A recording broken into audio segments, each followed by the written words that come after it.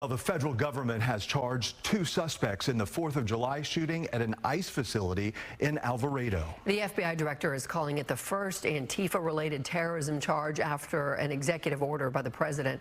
Fox 4 Stephen Dial in our newsroom now with more. Stephen.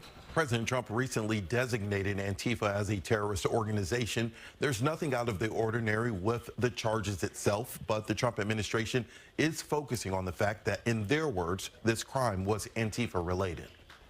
FBI Director Kash Patel dubbed the charges for the 4th of July ICE attack in Alvarado as first time ever, calling it the first time the DOJ has prosecuted someone for an Antifa-related terrorism charge. I think the FBI director and the Justice Department have been trying to make it seem like somehow this prosecution relates to that designation, and it doesn't.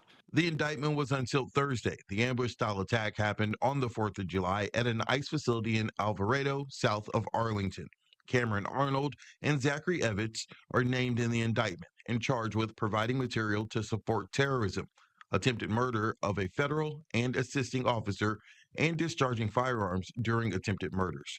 I spoke to former Assistant U.S. Attorney John Helms, who told me these terrorism charges would have been the charge regardless if these people were in or not in a designated terrorist organization. I want people to understand that this was not a situation where the government has searched out and found people who are members of Antifa and are prosecuting them because they're members of Antifa.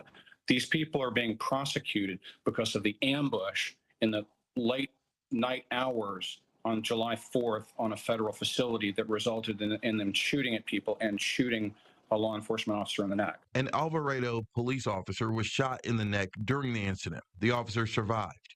These charges come a few weeks after President Trump signed an executive order classifying Antifa as a terrorist organization. Helms says these charges would have been brought by the DOJ regardless of what party the president is in.